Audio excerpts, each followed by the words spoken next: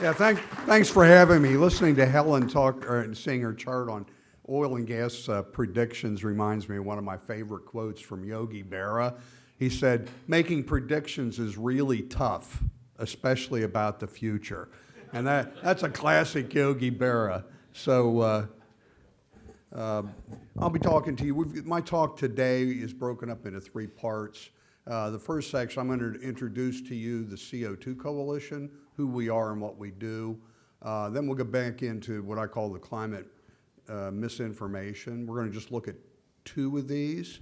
There's a lot of it out there. We're going to look at Western wildfires, and then we're going to look at the supposed sixth next to the Great Extinction and show you exactly about what you're hearing is just false. So what I do is you hear a lot of things. I use science, facts, and data to dispel what you're being told. It's actually pretty easy to do. There's a lot of, again, misinformation. Then I'm going to go to the last part of it. We'll look at, where do I change this? Here we go. So this is what, and then we'll look at some of the many benefits that are accruing to the Earth's ecosystems and humanity from modest warming and increasing CO2. So the CO2 Coalition, we're more than 70 of the top scientists in the world, some truly outstanding luminaries. Dr. Richard Lindzen, Emeritus Professor at Princeton of Physics, Dr. Will Happer, our Chair, Emeritus Professor of Physics at Princeton. You can see here, we got Dr. Pat Michaels, and he's speaking with Mark Levin on this one. We've got Dr. Patrick Moore, who was a original co-founder of Greenpeace. And so we've got some true luminaries there. This is our latest paper, and what we do research and publish scientific articles. We try and stay away from the politics. It's very difficult to do in this subject, but we try to rely on the science to push back on this information. We're a little bit different from most of the other organizations in that we are scientists. We're energy experts. We have some economists that are well noted. But again, I think it's the strength that we have. We just published this last month. We're working with some states to fight against some harmful policies. This was in Pennsylvania. They were trying to enroll Pennsylvania into the Regional Greenhouse Gas Initiative.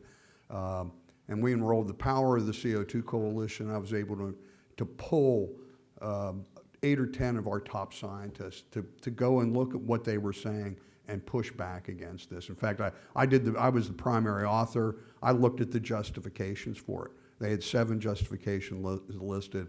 I destroyed each one of those. For example, the first was precipitation's increasing, leading to devastating floods. I showed the charts that said, no, that's just false. The second, now get this, and I guess you'll probably, if the precipitation was number 1, what was number 2? Increasing droughts. So they're saying precipitation's going to increase, and it's going to be really bad, but droughts are going to increase. Well, which is it? Pick one. It can't be both. And again, with droughts, I showed that Pennsylvania, and we can see it time and time again, that looking at the Palmer Drought Severity Index, PDSI, that Pennsylvania's droughts we're blessed, and there's been a little bit of increase in precipitation, but it's beneficial. It's leading to more crops, more crop growth, and so again, we go, and we'll work with you here in Texas. If you need help of science and scientific true experts, we're here to help you with that, and we can help you fight against some of these harmful initiatives. Just to summarize what I believe about the great climate debate, and yes, Virginia, there is a debate. So CO2 is increasing. It is. And most of the CO increase is from man's sources, burning of fossil fuels, and a little bit from cement manufacture. Temperature rise has increased a little bit, about 0.8 of a degree since 1900. You would think from hearing in the media would be much more than that. But there's serious, everybody agrees, virtually everyone agrees with those points. And I'll also throw in the CO2 is a greenhouse gas, and the additional CO2 contributes to some warming of the atmosphere. All of our scientists at the CO2 Coalition agree with that. We just believe it's very modest, and the models predict way too much warming for the increase in CO2.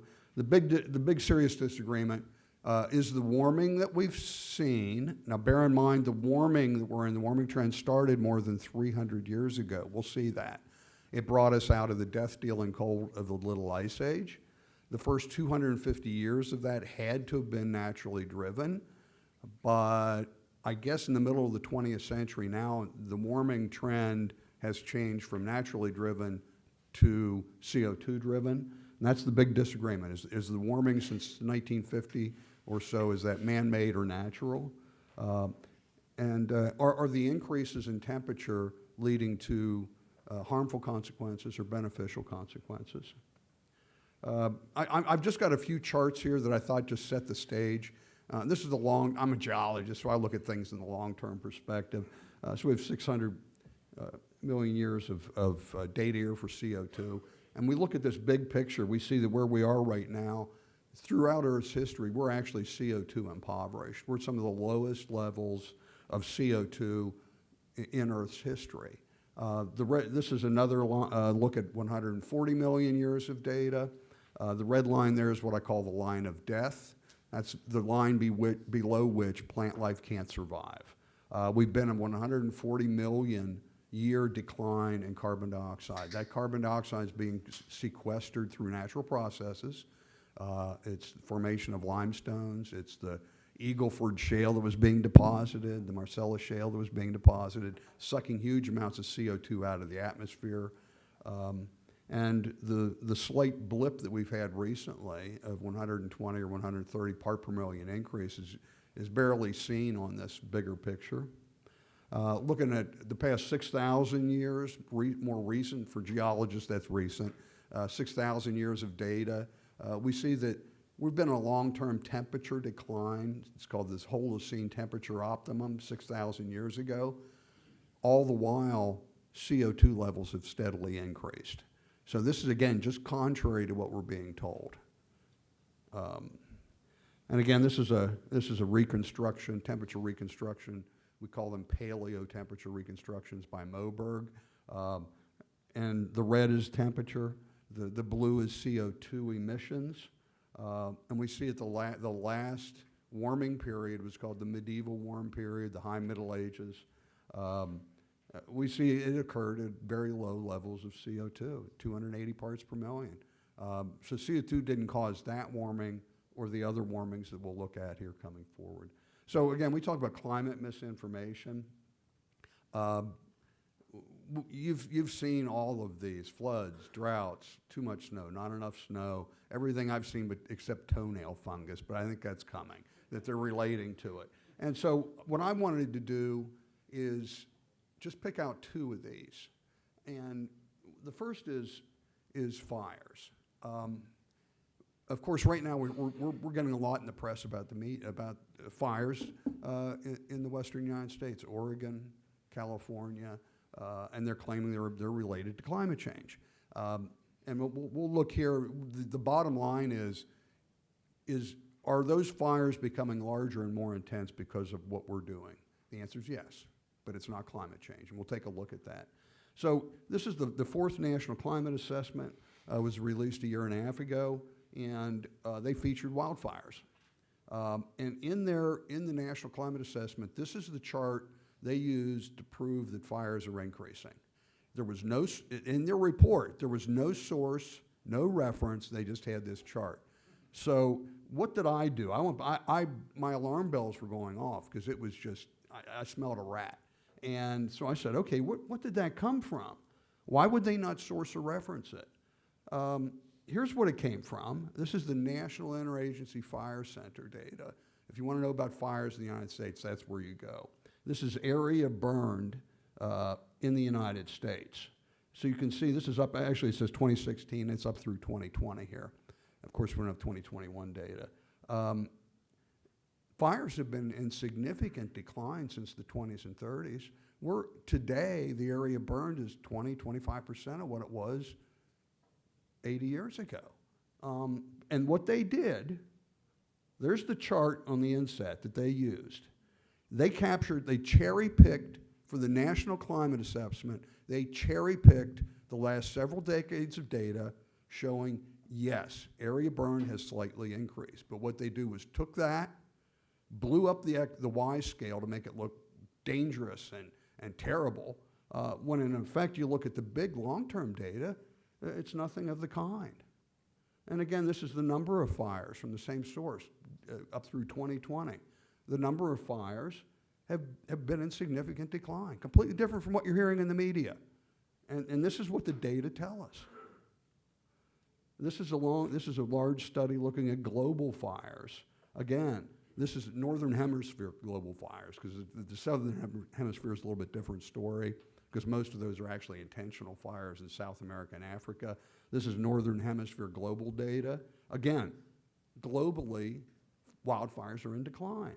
And again, this statement from the Canadian Fire Service, they attribute that the global warming since 1850 may have triggered decreases in fire frequency and may trigger continued in the future. And that's because, we'll talk about this, it's because of increased soil moisture content due to increasing CO2.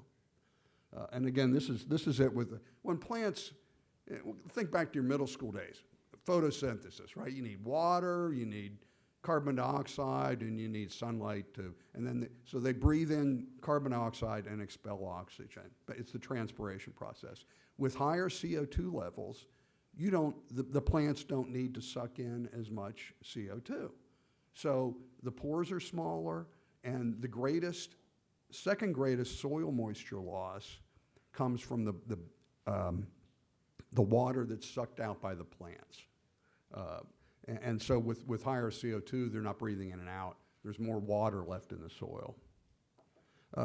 Again, when we started in 1980 or so under the Clinton administration, they cut back on logging in the forest. And because of that, the logging roads they used to use to access fires to get the equipment to them have grown up. They can't do that now.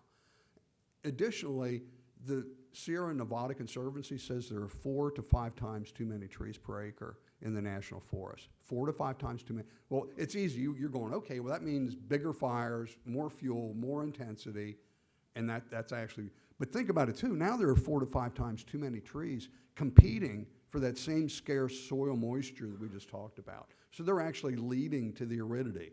Too many trees, too much fuel, more aridity. So a lot of what we're doing with these fires, yeah, we're contributing to it. I just talked to a radio host from Reno last week. She told me that their homeowners association won't allow her to rake up the pine needles around her property. And she said it's just incredible. And I mean, just a spark could set these things off. So again, we need to have sensible policies. The second thing I'd like to look at here is there was a UN report issued claiming that there'd be 1 million species go extinct over the next several decades. It was to great fanfare. It was all hyped up. We're going into the 6th great extinction. And again, my alarm bell, when I read this stuff, my alarm bells go off, and what do? I go back to the base data, and I look, what did they use? And I went and I looked. So just bear in mind, 1 million species over several decades. That means you'd need to have 25,000 to 30,000 species go extinct per year, okay? That's what they're claiming. This is the chart that they used. It looks pretty alarming, doesn't it? You're darn right, man. If I saw that chart and that's all you knew about, I'd be very concerned, and I'd donate more money to whatever organization is promoting it. Take a closer look at it is what I did. That chart only included 5 data points. Yet the data they used, the IUCN Red List data, they reported on decadal basis. What they did was just took 1 data point per century to create this chart. And why did they do that? Because it fit their scenario. This is the true data. I went back to the same data they used, IUCN Red List. If you're concerned about endangered species or extinctions, you go to the Red List, and that's what I did.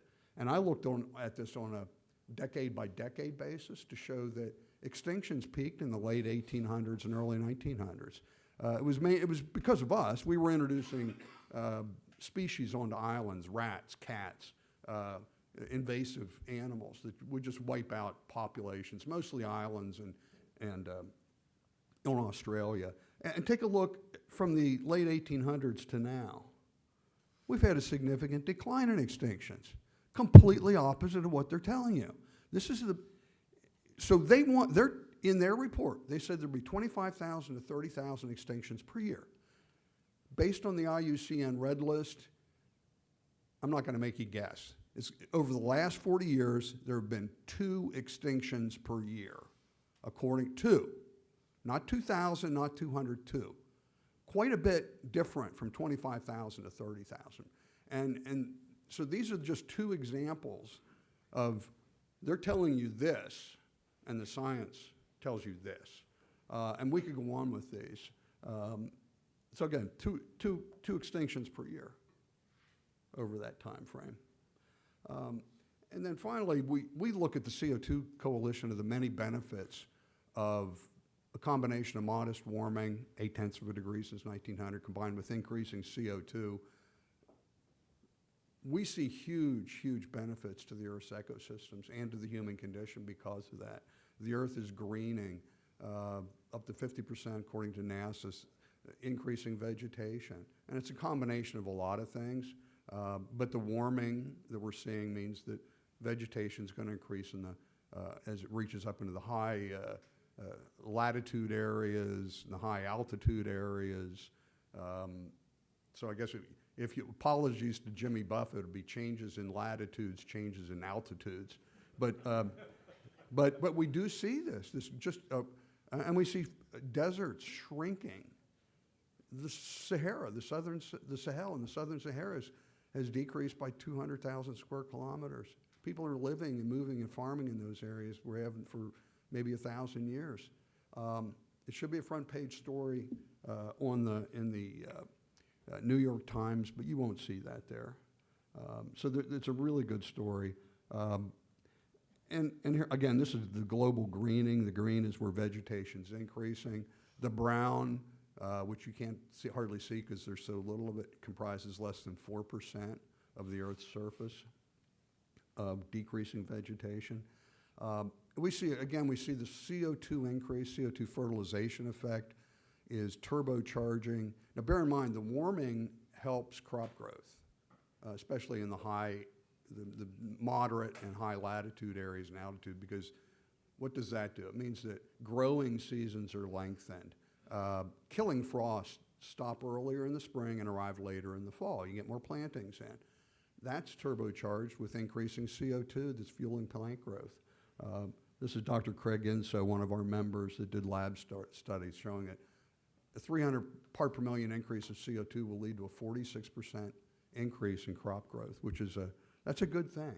That's a really, really good thing. And again, we can show chart after chart of how crops are breaking records year after year. These are grains showing the relationship between CO2 and temperature, completely opposite of what we're being told.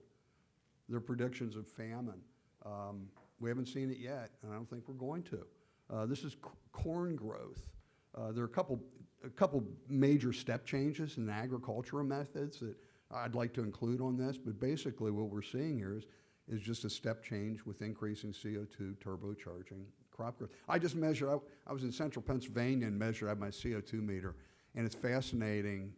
We're doing a study, our newest paper is going to be on CO2 and nutrition, led by some top agronomists. But I was in I measured the CO2 outside of the cornfield, and it was 450 parts per million. And then I walked into the cornfield, just to give you an idea, it dropped to 350 parts per million. Why was that? It's because that corn it was a still day. And so that corn was just sucking CO2 out. Our agronomists tell us that really the best place, that sometimes corn on a very still day, the CO2 levels get down so low that it's harmful to crop growth. That's a fascinating relationship. And again, we just see milk yield per, and again, just a couple other things before we get into, I've got a little bit of time left here. We're told that global warming will kill people, but the largest study of its kind, 74 million deaths, show that 20 times as many people die from cold as from heat. From this, we could confidently say that global warming will save lives. If cold is the main killer of people. We also see that we're told that extreme weather deaths are increasing. They are not. We've seen a 99% decrease in extreme weather-related deaths since 1920.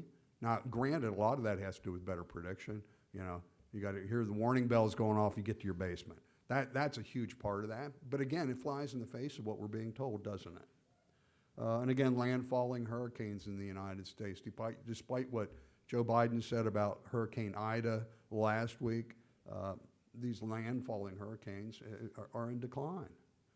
And again, this is EPA pollution data showing, again, we hear that, oh, well, pollution's going to increase and it'll lead to deaths. Well, no, they've been in, all major pollutants have been in significant decline, and they're getting better every year. And that's a good thing. We should continue doing that. The other thing, warm is good. I'm not going to, this is a chart. I don't expect you to read it, but these are historical events imprinted on the temperature data over the last 6,000 years. And what we find is the strong correlation and relationship between the rise and fall of temperature and the rise and fall of civilizations. We see, going back to the first great civilizations, they rose up in what was called the Bronze Age, the Minoan warm period, that the Minoans, the Hittites, the Assyrians, the first great Chinese, they grew up in this really warm period of time. We know it was much warmer than today from scientific stuff, but I like to use history. So we know that they were growing a crop called millet in Scandinavia. You can't grow millet except in subtropical and tropical climates. It had to have been a lot warmer. And then, interestingly, at the end of that Minoan warm period, it started getting cold. And all of those, and this is repeated time after time after time, it started getting cold and the civilizations collapsed. It was called the Late Bronze Age collapse. All of them collapsed, and we went into a period of the Greek Dark Ages of basically it was just horrific mass depopulation. And it didn't start getting better until it warmed up again in the Roman warm period. And again, the Romans during that time, they were growing citrus in the north of England. So you can't do that now. And again, we went back into the Dark Ages when it cooled down again. Again, we had civilization collapse.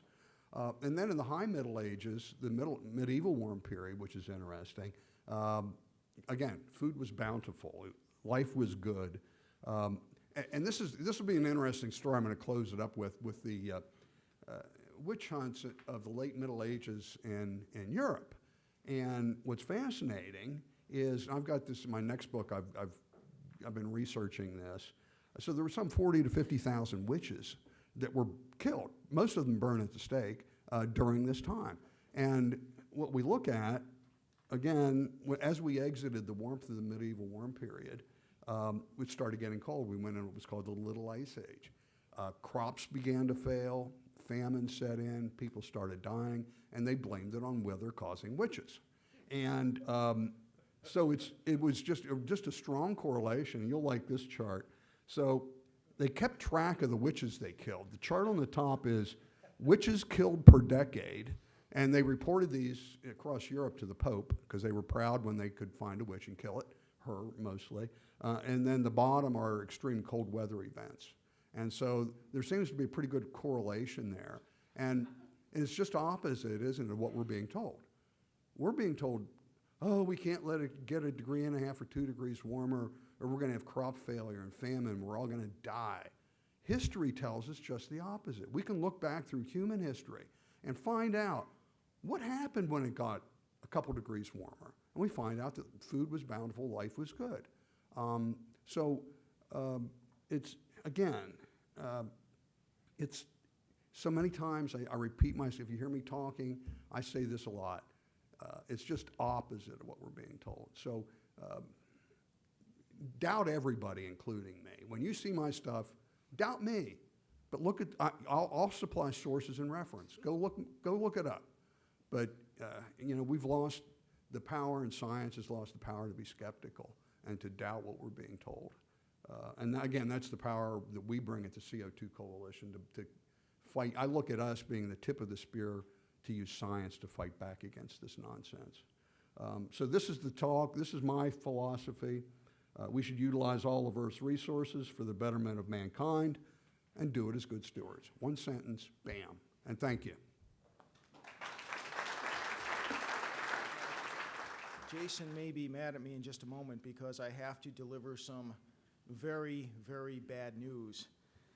And the news is this: you people in this room, energy producers, you are not destroying life on Earth as we know it. How is that bad news, you ask?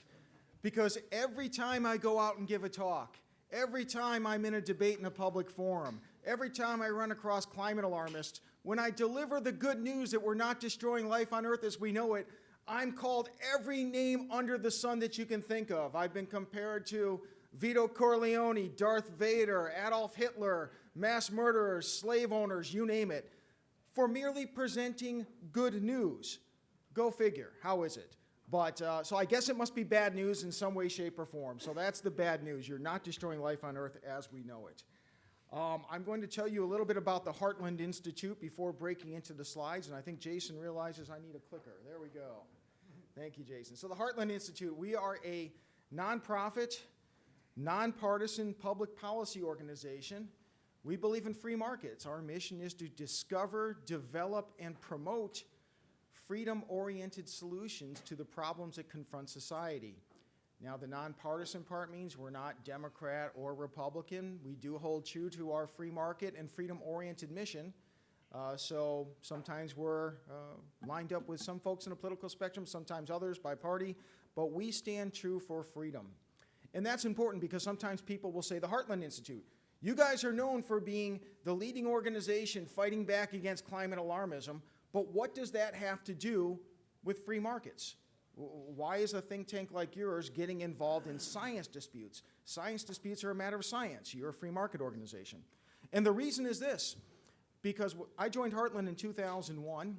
Global warming was a minor issue at the time. As it gained in traction, in visibility, and advocacy, more and more frequently, people would be promoting these draconian solutions. And the solutions always involved restricting human freedom, restricting economic freedom, imposing expensive energy sources on the American people. These are the things that we've seen in decades past from big government folks. Now, truly, if we are baking the planet, if we are about to destroy life on Earth as we know it, if we're going to create all these catastrophes that we hear about in the media, yes, I'm a freedom-oriented guy, but you got to do what you got to do.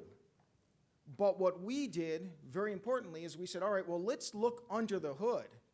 Let's check the science first, because this is very convenient that the same folks that have always been wanting to shut down conventional energy, that have always been wanting to grow the size of government, that have always been wanting to raise taxes here and there, all of a sudden propose it for global warming.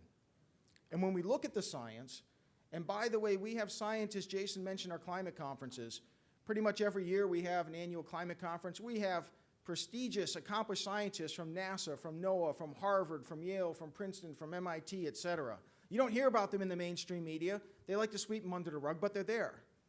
And the scientists tell us, and more importantly, the scientific data, the facts themselves tell us that we are not facing a climate crisis. That's why we're involved, and that's what I'd like to present to you here today. Now, first of all, if there is one thing, just one thing that you remember from my talk, and remember vibrantly that you can repeat to people, I want it to be this.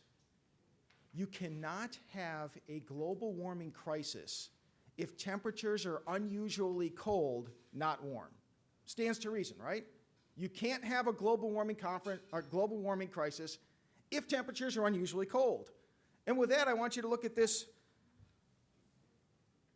data right here. This is from the European Science Foundation. This is temperature reconstructions, and this is derived from the Greenland ice pack. Basically, they drill an ice core into the Greenland ice sheet. They examine oxygen isotopes going back, in this case, we see going back to 100,000 years. They go back much further. And from this, we can derive temperature. This is not in dispute. The source of this information is also, besides being the European Science Foundation, this was reported in the peer-reviewed science journal Science. Again, this is an objective, highly qualified source. So what we have here, look at this. Well, first of all, over the past 100,000 years, this is the last ice age glaciation. And then finally, about 10,000 years ago, is when we reached our current interglacial warm period. Here on the top right, you see temperatures of the past 10,000 years. Right here, see this little line that goes up here? That is the catastrophic warming of the 20th century up until now. This is what we are told that we need to take all sorts of society-altering measures to prevent, because this is a crisis. And yet, for most of the past 10,000 years, temperatures have been substantially warmer than they are today. And in fact, back here 6, 7, 8,000 years ago, humans had very little of today's technologies that we have today to deal with temperature changes and global warming. Again, you cannot have a global warming crisis if temperatures are unusually cool, not warm. And here we can see for most of human civilization, temperatures have been much warmer. Here on the bottom, we see temperatures over the past 2,000 years. Again, here is the warming of the past century or so. We are still nowhere near the temperatures that predominated 1,000 years ago during the medieval warm period, when Vikings established settlements in Greenland. As some Greenland ice melt occurs today, what we see underneath are the remains of settlements that flourished 1,000 years ago that still can't flourish today. Again, it shows temperatures are not unusually warm, they're unusually cool. Remember that. Okay, I want to show, this is the same data, but this is taken directly from the United Nations Intergovernmental Panel on Climate Change's very first assessment report. I want you to challenge me on the data. Every time I present an argument, say, what is your source? Are you just making it up? Are you presenting something from the Heartland Institute?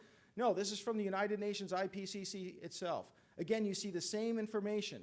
Here we have temperatures over the past 10,000 years. According to the United Nations itself, here's the warming of the past 100 years. We are far below the average temperature that has existed throughout most of human civilization.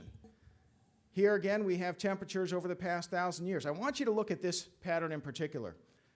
This was the Little Ice Age here. This is the coldest period of the past 10,000 years. That's right here, the Little Ice Age. When they talk about all this record warming that we've seen of late, it's because we're coming from the coldest temperature period of the past 10,000 years. Notice the pattern of this. You see the temperatures bottomed out in the 1600s, and about the 1700s we had a step increase, a leveling out, a step increase. This is why it's very important. This next chart, this is from Geophysical Research Letters. It's a peer-reviewed science publication. It's probably the leading science publication in the world on Earth science matters. And what this is here is you're seeing solar output. Scientists went back and were able to measure how much the sun's energy output has fluctuated in recent centuries. And what they discovered is across the spectrum here, you see that in the 1600s, you had solar output bottoming out. You had an increase, step increase, leveling out, step increase. That is exactly what we see for the temperature history of the past several hundred years. When people tell us that there is no natural impact on global temperatures, it defies the long-established scientific data. Nature, and in particular the sun's varying output, has always been the primary factor influencing temperatures here on Earth.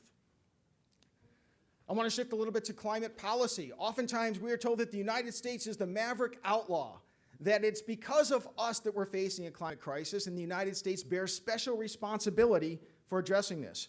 Well, here we have, this is the Netherlands Environmental Assessment Agency. It's the Netherlands equivalent of our Energy Information Administration. They keep the best up-to-date data on carbon dioxide emissions by country throughout the world. Here's what we see.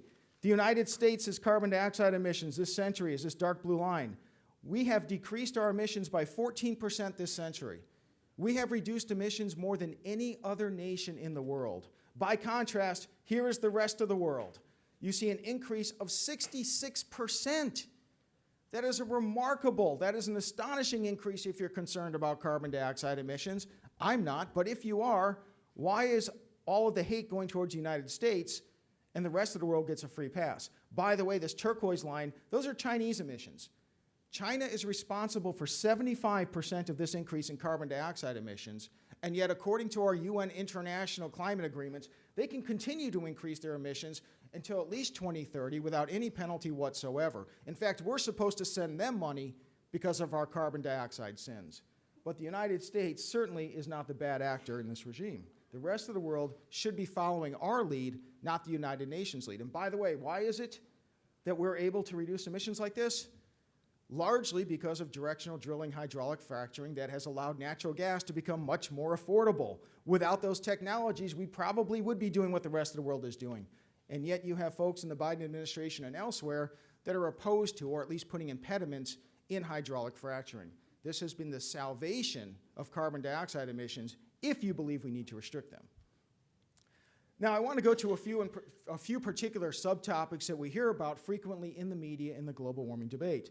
Greg touched on many of these. I want to touch on a few more. Greg mentioned hurricanes.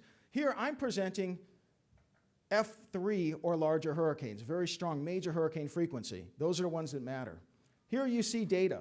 And what you see is that going back over approximately 50 years, you do not see any increase, not just in hurricanes, as Greg presented, but you don't see any increase in major hurricanes. And indeed, the United Nations itself, the data are more compelling than the United Nations statements, but even the United Nations says in their 2018 assessment report, quote, there is low confidence in any observed long-term increases in tropical storms and tropical cyclone activity, i.e. intensity, frequency, duration. Whenever there is a hurricane in the Gulf of Mexico or anywhere else, and the media blames it on global warming, they are being anti-science. It's against the data, and it's even against the United Nations Intergovernmental Panel on Climate Change. Yet they will call us deniers for quoting this data. The same holds true for tornadoes. Here the data is from the U.S. National Oceanic and Atmospheric Administration. This is their own, I keep hitting the wrong button. This is their own chart.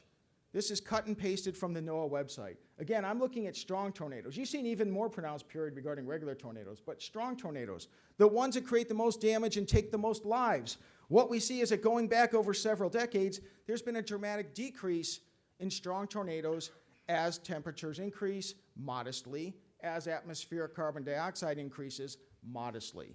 Yet whenever there is a tornado, you'll see in the news articles, the news reports, they'll try to bring in global warming. They don't report the many tornadoes that don't occur, that used to occur. Droughts. Droughts have been in the news quite a bit because of wildfires in California, trying to tie them to drought. If we're going to talk about global warming, global climate change, and global droughts, or any impact on droughts, we have to look at the global data, or at least the U.S. data. So let's start with the U.S. data. This is from the National Oceanic and Atmospheric Administration again. This is their own chart. You see their own logo. I literally cut and pasted it from their website. What you see is that precipitation trends going back to 1895. Anywhere you see green, you see more precipitation. Anywhere you see yellow or red, you see less. If you see the light gray, it's essentially no change. How can you blame global warming for increasing drought when there has been no increasing drought? There's been an increase in precipitation. Even the United Nations report says, quote, it has high confidence that precipitation has increased over mid-latitude land areas of the Northern Hemisphere, including the United States, during the past 70 years. While IPCC has, quote, low confidence about any trends of any kind elsewhere. So, Northern Hemisphere, mid-latitudes, the United States, they see an increase in precipitation, and if you say that's cherry picking, they say for the rest of the world, they can't find any signal. When people say that any drought is caused by global warming, remember this. Droughts have always occurred. Droughts always will occur. You cannot blame droughts on global warming unless you see an increase in drought frequency and intensity. We see none. Now, here's a couple of developments just in the past 5 years that are very noteworthy. USA Today reports, going from National Oceanic and Atmospheric Administration reports, drought in the United States fell to a record low this week, with just 6% of the lower 48 states currently experiencing such drought conditions, federal officials announced Thursday. Think about that. In 2017, we set a brand new record for the least amount of drought occurring in the country. And even more so, 2 years later, just 2 years later, we broke that record and set a new record. And yet in the media, all you hear about where drought does occur in some places, always has, always will, it must be global warming. Global warming's making drought worse. Horse manure. Global warming, if there's any connection whatsoever, is leading to a record lack of droughts. That's the objective data. This here, again, this is from the National Oceanic and Atmospheric Administration. Again, I cut and pasted this chart. There's the NOAA label. I didn't put that in. That's theirs. So what this is here, basically, NOAA looks at the percentage of the country that's, quote, very wet or, quote, very dry. And this is the percentage of the country. The green is the percentage very wet. The yellow is the percentage very dry. Again, when people tell us that global warming is causing severe droughts and an increase in droughts in the United States, look at this. Notice how up until about 1970 or so, that frequently and regularly you had the United States with more than 40% of the country experiencing very dry conditions, frequently and regularly. Now look at since 1970. It doesn't occur at all. It doesn't even get close to that. Again, when anyone says that global warming is causing drought, that's the actual data from the federal government. So it's just the opposite. Greg presented information on wildfires. I just want to quickly point this out. This is satellite data taken from NASA. Again, it's their data. This is their image. Their satellite instruments have been measuring globally the amount of land burned by wildfires. What they find is that since 1998, there has been a 24% decrease in the amount of global lands burned by wildfires. So why do we have more wildfires here in the United States lately, in California in particular? Because of poor land management, as Greg pointed out. If we are going to blame global warming for global wildfire trends, we have to look at global wildfire trends, and we see that wildfires are becoming significantly less frequent and less severe in recent decades as the planet modestly warms. By the way, here I'm quoting from Journal of Geophysical Research, another prestigious peer-reviewed science journal. They reviewed data going back over a century and found the same pattern. It's not just since 1998, the NASA data. We didn't have satellite instruments before 1998, but scientists have measured a similar decline going back over a century.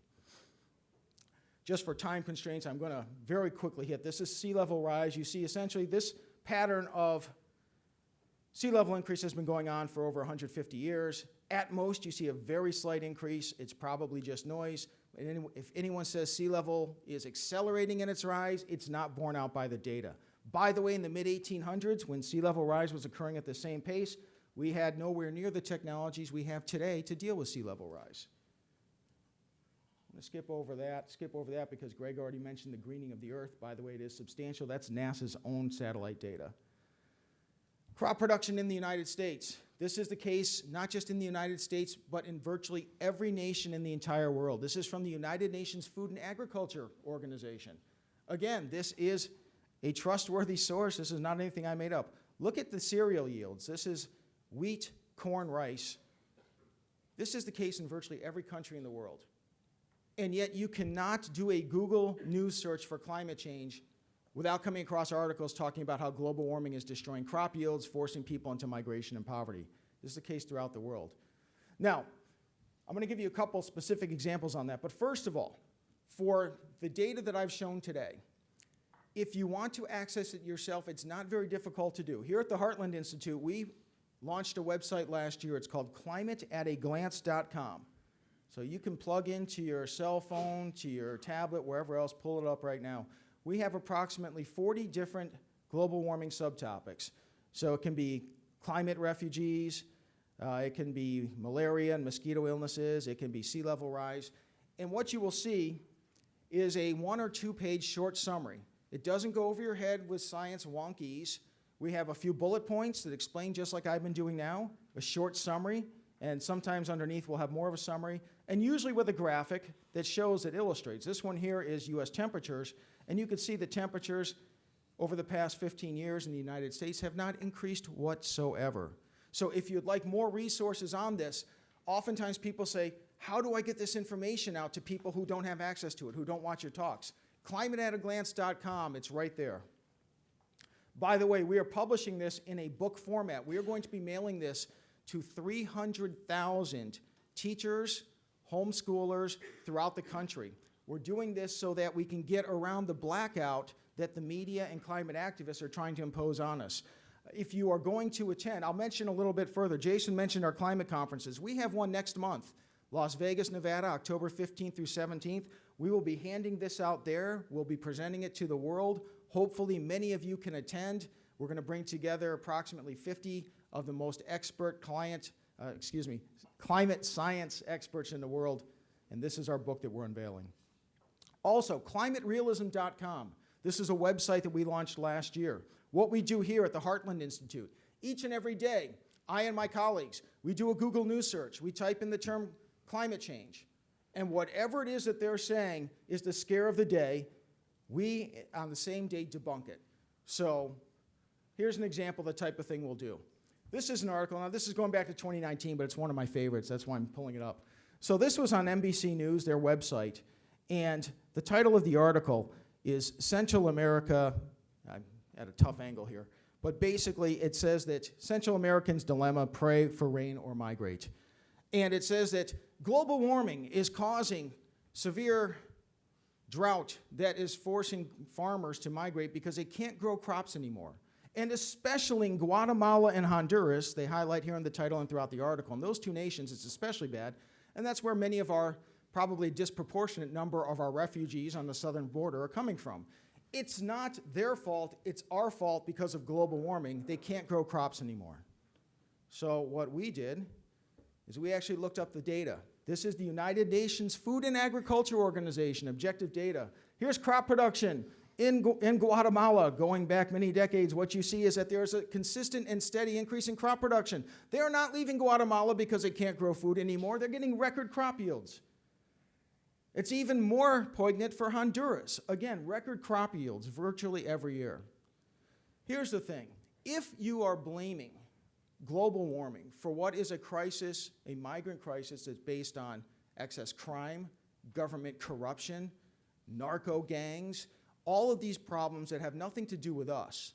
But when climate activists blame global warming to score cheap political points, it prevents people from forming the real solutions and helping out people who need help in those countries. It's not because of drought and global warming that people are fleeing Guatemala and Honduras. I'll give you one more example here. This is one of the things that we like to debunk. Here is an article. This was in 2012. This is from National Geographic.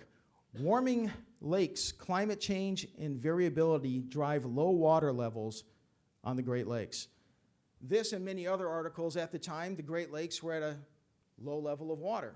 And they said global warming is the reason. Our computer models predicted it's going to be particularly terrible in decades to come. We must do something now because Great Lakes water levels, they're disappearing. Okay. Here we are a few years later. This is official data taken from the U.S. Army Corps of Engineers and the National Oceanic and Atmospheric Administration. Right here, as you see, 2012 is when that article was written. Now, actually, Lake Ontario, Lake Erie, water levels weren't low at all. It was just Superior, Huron, and Michigan. And by the way, they'd been low in the past. Nevertheless, you had those articles blaming global warming. But look what's happened in the decade since. Not only have the water levels recovered, Great Lakes water levels right now are the highest they have been in recorded history. So let me ask you a question. You can go with a show of hands. How many people think that the media have issued an apology and let people know that, well, actually global warming didn't cause that? Well, okay, so you didn't raise your hand. Here's something you may not have expected. They actually have addressed this. They have. Have to give credit where credit's due. So here is just late last year. And the article is Rising Waters Threaten Great Lakes Communities. And I pulled that off the internet this morning, so I didn't have my normal medium tech. Now I just had low tech, so I apologize for the top and then the bottom. But the caption says, climate change is to blame, and it's destroying the coasts along the Great Lakes. Our computer models predicted it all along, and if we don't do something soon, it's going to be a terrible crisis in years and decades to come. They do this on issue after issue after issue after issue. The latest one, they said that the Gulf Stream, initially they said it was slowing down. Global warming is to blame. It's going to cause a catastrophe. We have to act now. Then last year, a peer-reviewed study came out, and they said, no, we studied this quite closely, and actually the Gulf Stream is speeding up. So then we had a slate of articles. The Gulf Stream is speeding up. Global warming is causing it. Our climate models predicted it, and if we don't do something, it's going to be catastrophe. And then just about a month ago, another study came out and said, no, it's not speeding up or slowing down, and so it's been ignored. Anyway, across the board, this is what we do at the Heartland Institute. We debunk this garbage. We try to get the truth in front of the American people. And as I mentioned earlier, with climateataglance.com, with climaterealism.com, we try to present this in a manner that common people can understand. Greg is awesome. Greg is one of the few scientists that can present this material in a way that people can understand. Most scientists, am I right or am I wrong? Most scientists can't do that. Correct. So that's what Greg does. That's what we do at the Heartland Institute. So I invite you to visit heartland.org. By the way, we exist purely on donations from people who agree with what we're doing. If you have the capacity and the willingness, I would love for you to contact me. You see my email just below, or go to heartland.org and help us out. We are outspent by about 10,000 to 1 by the climate activists. ClimateRealism.com, ClimateAtAglance.com. Thank you so much. I look forward to the panel discussion. I love seeing the slides on crop yields and just that Norman Borlaug, Green Revolution, and really the innovation of the United States, of our scientists, to really maximize efficiencies. That's really what this industry has been about for the past 5 years, substantially, but going back for the past decade of maximizing that innovation and efficiency. I want to ask y'all kind of both a general question. How do you get the message out? There's such a contrary prevailing view, and how do you counter with the data out there to make sure that it gets in front of people? Yeah, great question. And Greg, I'm sure you mentioned your app, your phone app, as well as your website, Inconvenient Facts. You can. Okay, well, you did not, Greg. Greg's organization, the CO2 Coalition, has a fantastic app. You can download it at the Play Store or wherever else you download. It's Inconvenient Facts. This will provide many of the graphs that I presented, as well as the information and concise bits of information that don't go over people's heads. I mentioned our websites there. One other thing that we're doing at the Heartland Institute is we have a young millennial by the name of Andy Singer, and he's, I'm told he's hip. He's hip. Anyway, basically we say, look, today's generation, and he's the one that says it, they don't read even these short summaries. They don't like to read. They want to see videos, and they want it to be quick and snappy. So he goes onto our Climate Realism website every day, and then he will make a short 3-minute video basically presenting what we present on the website for younger people. By the way, we have received for his Climate Realism website or YouTube page, as well as our Stopping Socialism YouTube page, which does the same thing, short videos. We have received over 4 million views this past year. So that's how we're hoping to make a difference. It's difficult to get our message out there because the mainstream media just bans anything that does not agree with the notion of man-made catastrophic warming. We just can't get out there. I do lots of interviews. I was just on the Blaze TV this morning with Pat Gray. Glenn Beck wanted me on his show today, but I was booked here. I'm going back to the Blaze, got 2 more interviews there this afternoon. But mainly we're preaching to the choir with those type of interviews. We're facing the cancel culture. Right now, many of you, I think, in this room followed me on LinkedIn. I had a huge following there. You can't find me now. I was deplatformed about 20 days ago. Again, but this is probably for good. And what they said, you have a history of false and misleading posts, and they listed. You're gonna like this. Well, maybe like it, but you can't make this stuff up. They listed 3 of my posts. The first one was, I stated on LinkedIn, I said, I believe I'm going to be deplatformed. I said, I think they're taking my posts down regularly whenever I post factual scientific data, and I think I'm about to be deplatformed. And that was the first one they called that false and misleading. So, do you understand? I said I was going to be deplatformed, and then they did it. And the other 2 were just temperature data from Greenland temperature data, and they called that false and misleading. Last year, the CO2 Coalition was targeted first by a letter to Facebook demanding our platform be deplatformed at Facebook. A letter from Tom Steyer, Stacey Abrams, and 19 leaders of environmental groups demanding that we be deplatformed. A week later, Sheldon Whitehouse and Elizabeth Warren also wrote a similar letter. So I guess in World War II parlance, if you're taking flak, you must be over the target. We're trying to get the message out there, but it's tough with this cancel culture, and they're just limiting any climate realist information we have out there. But yeah, download Inconvenient Facts. We've got lots of good information on there. Well, and I wanted to kind of transition from there into, we've got a international climate conference coming up in Glasgow in 2 months. And we've really seen a hyper focus on the policy guides, the narratives, and farther away from the data. And it's refreshing to see you both be hyper rooted in that, to reference the actual IPCC reports that show some positive signs. And I wondered if you just kind of take off from there. Yeah, the recent Intergovernmental Panel on Climate Change report was released, I guess, a little bit over a month ago. I was part of that process. I was recognized as an expert reviewer for IPCC AR6, and there's a lot of really good science in that, but it's in the science part of it's this thick that nobody reads. The only thing people read was called the summary for policymakers, and that's not written by scientists, but rather by politicians that take the things and and it's difficult to get through that. And they take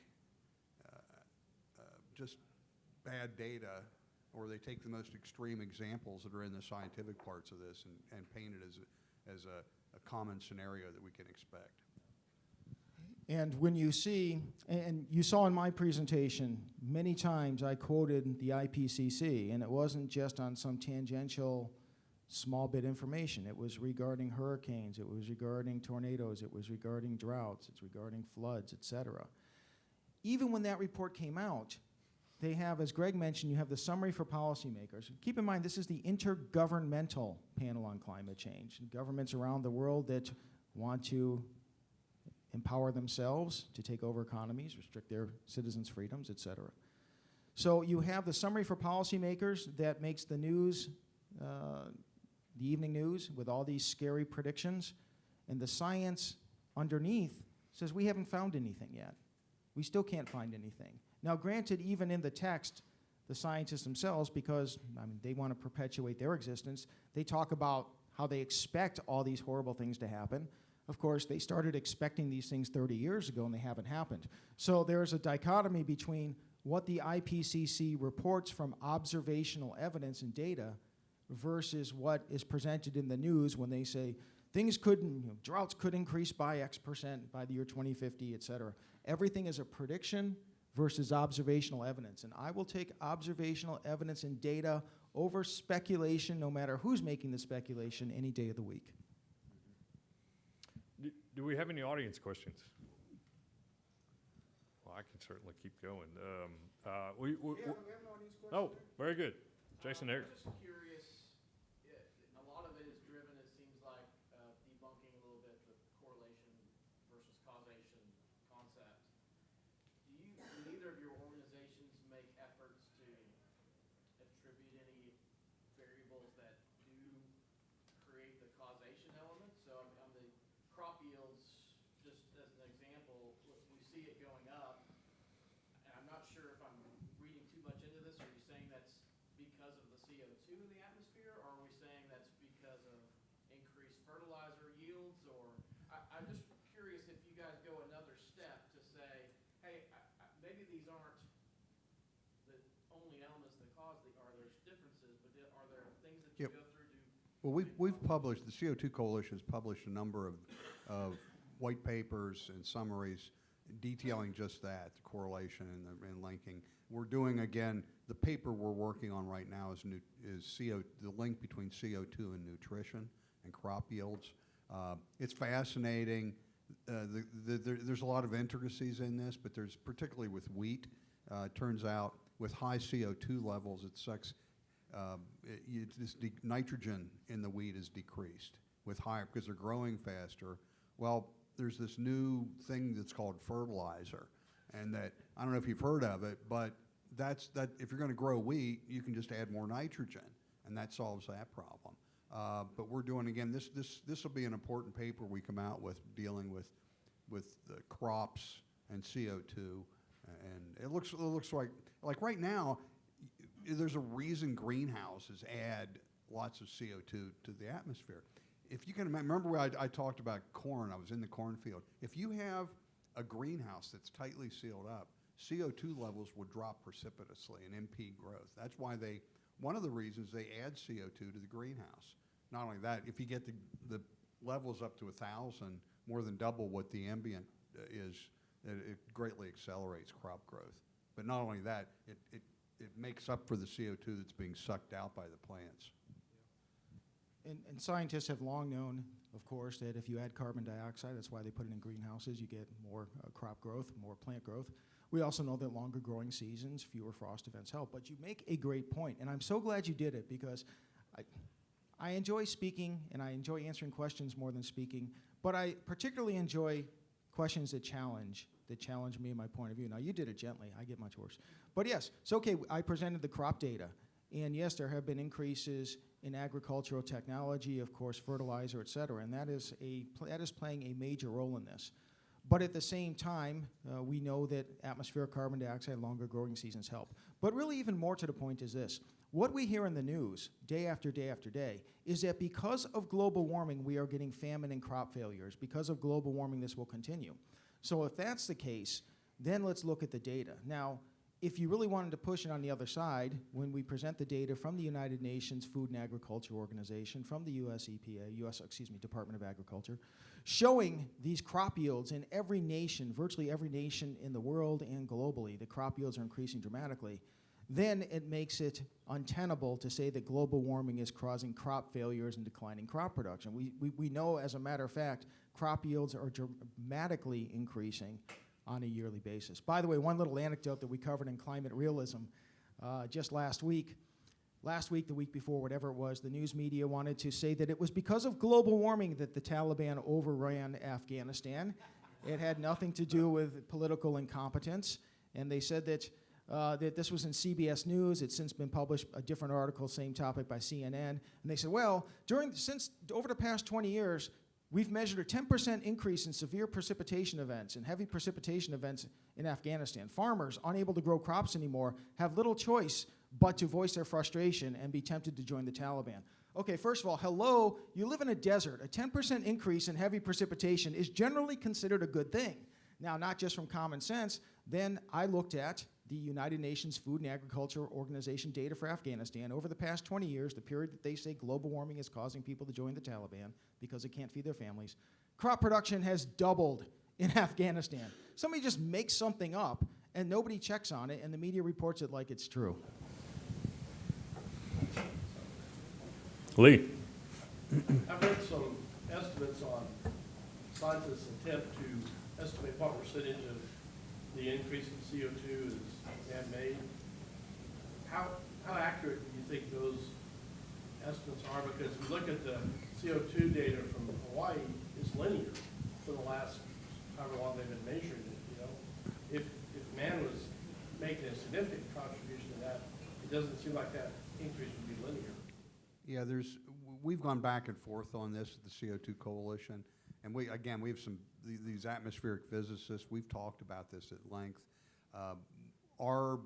And not everyone at our coalition agrees with this, I'll have to say. We believe strongly, most of the leadership, that the bulk, virtually all of the CO2 increase is from man's burning of fossil fuels.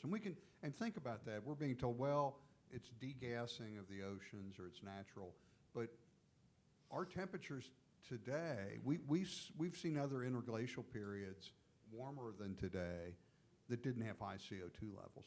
Something's different in this period, and it's burning of fossil fuels leading to increasing CO2, and I'm okay with that. If you look in the back of my SUV, I've got a bumper sticker that says, I heart CO2, and I'm going to the airport this afternoon. I'm forced to wear a mask. If I'm forced to wear a mask, this is the mask I'm going to wear. I heart CO2. And so we're big proponents of I didn't bring our pull-up banner, but again, our pull-up banner is we love CO2 and so should you. It's a completely different message than what we're being told. Yes, sir. So for the Heartland Institute, I mean, it would help if they weren't taking some of our food crops and turning them into fuel, first of all. And then you did a paper or a booklet years ago on the placement of heat or weather stations and heat islands around the country. And how it's tilting the numbers in favor of those who want to proselytize that nonsense. Have you updated that document in recent years? Awesome question. Thank you for asking it. The final slide that I cut out of this presentation this morning to make sure I had time to get through them all was right on that topic in terms of what's reported at the temperature stations, the actual data versus what NOAA and NASA say the temperatures are after they play around with it. So the study that the gentleman's referring to is back in, I believe it was 2010, 2012. Anthony Watts is a meteorologist, and he had a surface stations progress. You can find it at surfacestations.org. You can also find it on the Heartland Institute website. And basically what he did is he crowdsourced from people that are also interested in the topic, he and others. He said, here are the locations of the official temperature stations throughout the country by which they report temperature and tell us what temperature is throughout the country. Take a picture of this. See what the conditions are around those thermometers. Many of them were in places that would just blow your mind. At the end of an airport runway, so you get the jet exhaust, the heat of the jet exhaust on them. Multiple temperature stations thermometers were above barbecues. They have the set station, the set reading on the wall, and underneath someone puts a barbecue. So obviously that's a little bit tainted as well. Basically what he found is that when he called out those thermometers stations that were tainted by factors that obviously are going to give you a corrupted reading, and just go with the best readings, that the temperature increase was less than half what NASA and NOAA had been reporting. Now, I'm glad that you mentioned if there's been anything done since. Just this year, again, I asked if anybody would like to help us out. We had a donor that had seen that same study that asked a question just like you and is contributing toward that so that I can take money out of our budget. And Anthony Watts and his folks are in the process of doing surfacestations.org version 2. Sweet. Well, I'll take data for you. I've driven past several of them. They're really quite humorous when you think about them. So it's very interesting.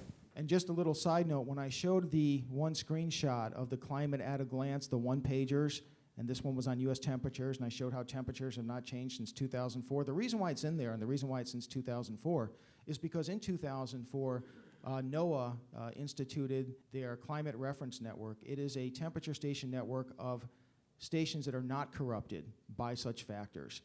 And taking that data, you see there has been no global warming since the time period, or at least no warming in the United States, since 2004 when they put that network in place. Now that they have invested all this money into this pristine network that they thought would show, see, we were right all along. It's rising, temperatures are rising throughout the country no matter how you measure it.